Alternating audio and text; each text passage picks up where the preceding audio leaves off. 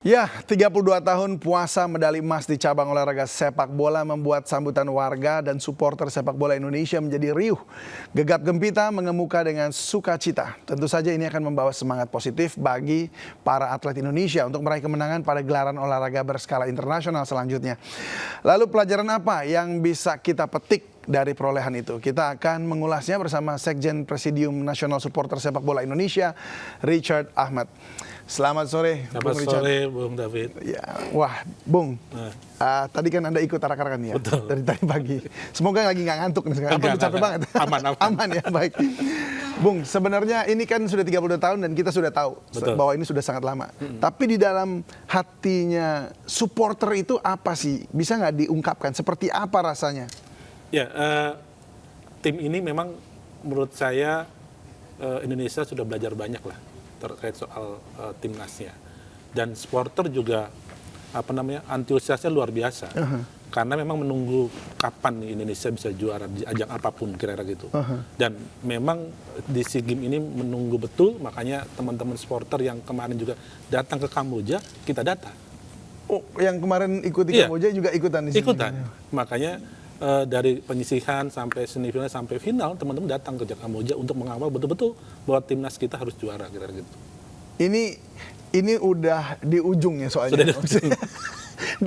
di ujung kesabaran atau di ujung apa nih? Atau di ujung kepasrahan, sehingga akhirnya ketika dapat ini langsung saya tahu betul heboh. Coach Indra Sapri seperti apa, pengennya Indonesia seperti apa, mental harus dibangun seperti apa. Karena saya pernah dampingin beliau di timnas AFF Myanmar 2017. Dan Witan CS pada saat itu, saya betul sama manajer di sana. Jadi skemanya seperti apa yang disiapkan Indra Sapri, ini luar biasa lah. Menurut saya tim ini harus dijaga betul sampai memang dia layak di tim senior. Oke, sebentar, tadi Anda bilang ada skemanya luar biasa. Ini maksudnya skema apa ini?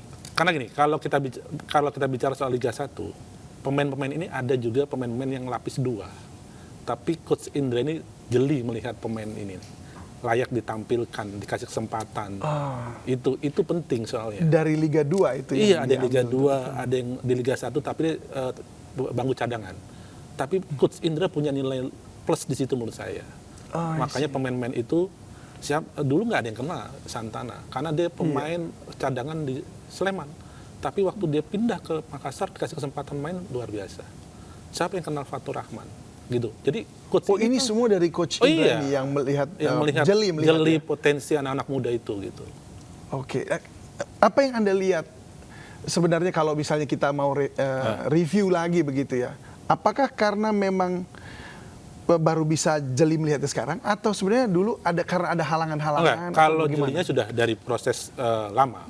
Jadi eranya Evan Dimas, eranya Witan CS sama Egy, sekarang Coach Indra itu punya nilai plus menurut saya gitu. Karena saya diskusi juga. Sebenarnya jadi ini merupakan puncaknya dari kerja kerasnya itu tadi. Tinggal memang betul apa yang disampaikan Ketua Umum PSSI hari ini gitu kan, bahwa mentalnya itu harus dibangun di tim kita. Jadi jangan, artinya kalau kita melawan siapapun, anggap saja itu sebagai laga final penentuan kita harus seperti apa. Maupun baik itu di perempat final, maupun penyisihan, maupun final, itu laganya laga final. Jadi all out gitu all out, mentalnya bisa dan harus, jadi mereka itu main bahwa banyak yang sayang sama mereka di Indonesia, di luar sana, itu untuk mereka bermainnya gitu. Oh gitu, ini jadi soal mental sebenarnya. Main total football gitu ya, istilahnya. Gitu. Pokoknya harus menang di titik manapun gitu ya. Dan di level dan manapun. Sekarang euforianya hari ini kita anggap selesai. Tapi PR kita masih panjang. Nah itu dia, kan masih ada laga-laga yang lainnya. Laga lain. Nah bagaimana lalu kemudian timnas dan juga para supporter ini bisa memelihara kemenangan ini gitu? Ya, jadi ini triggernya, maksud saya, karena kita punya agenda Piala Asia, kita punya agenda kualifikasi Piala Dunia, kita punya agenda FIFA Matchday segala macam, ini panjang. Artinya tim ini, kalau menurut saya ini harus dijaga betul, jangan sampai ada tanda kutip yang bermain-main soal tim ini.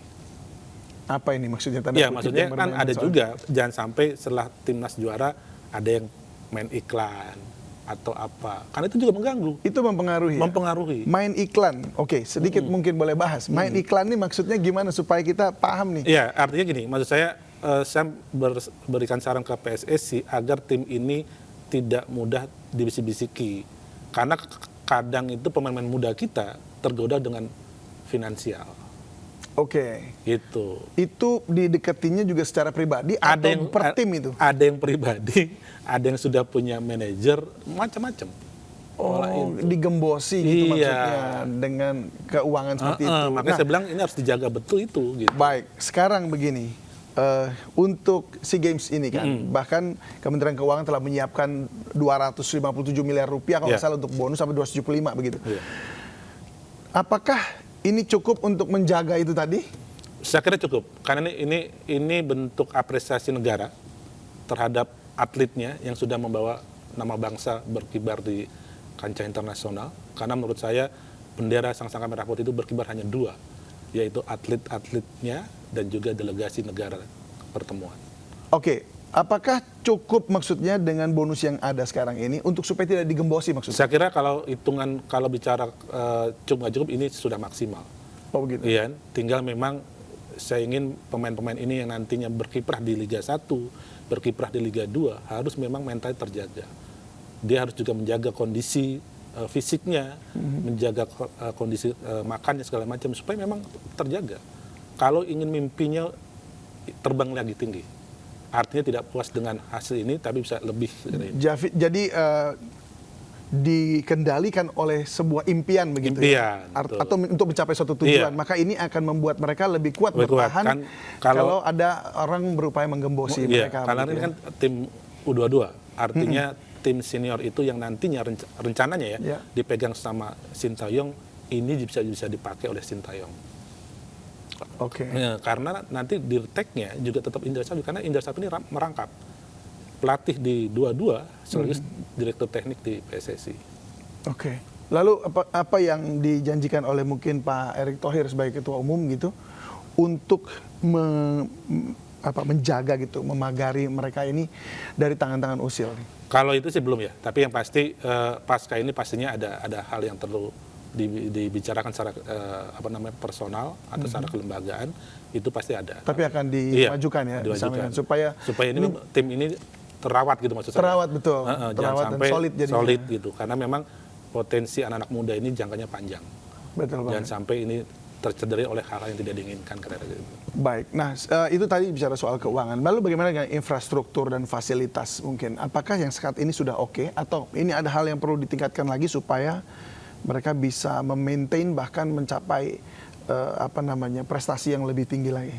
Ya, kalau bicara infrastruktur terkait soal sarana prasarana, saya kira semua sudah ada. Tinggal bicara infrastruktur terkait soal liga. Ini anak-anak muda tidak datang begitu saja, tidak instan, tapi terpola, terprogram.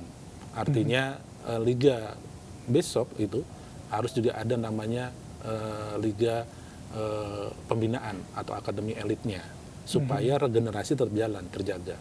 Karena kalau di kita ini kan pemain-pemain yang ada di 22 ini dari pembinaan mayoritas. Jadi makanya pembinaannya di liga kita harus jalan juga. Gitu. Oke, nah liga ini kan berarti mereka mendapat kesempatan untuk bertanding. Jadi terlihat lagi mana nih bakat-bakat yang bagus ya. Nah, tapi apakah sudah ada kabar itu mengenai liga penyelenggaraan liga itu ya, baik Liga 1, Liga 2 nanti dari Ketua Umum? Jadwalnya sudah dari Ketua Umum sudah disampaikan ke Pak Kapolri. Tinggal memang kick off-nya kalau tidak meleset itu tanggal 1 bulan ini atau bulan Juli itu sudah ready. Tinggal memang nanti kan sudah bagi, makanya Ketua Umum sudah membagi nanti pas agenda timnas itu berlibur. Supaya tim ini juga terjaga, itu tadi saya bilang. Baik, lalu apa yang disyaratkan atau dipersyaratkan oleh Ketua Umum PSSI dan PSSI keseluruhan untuk liga ini bisa berjalan bagi para supporter? Kan ada di presidium supporter juga. Ada syarat-syarat ketatnya nggak nih yang kemarin sempat dibicarakan? Kalau terkait soal undang-undangnya kita sudah baca. Ada aturan main di pasal 54 dengan 55 di undang-undang sistem keolahragaan yang baru. Itu juga kita lihat proses untuk perbaikan-perbaikan. Yang kedua, memang kita masih menunggu waktunya Pak Ketum untuk diskusi dengan supporter.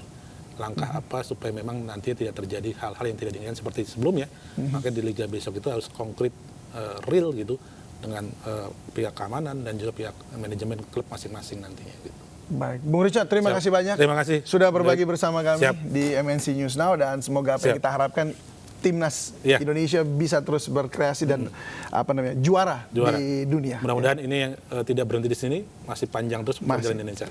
Semoga ini jadi pemicunya. Jadi, Tetap semangat. Terima kasih. terima kasih. Selamat sore.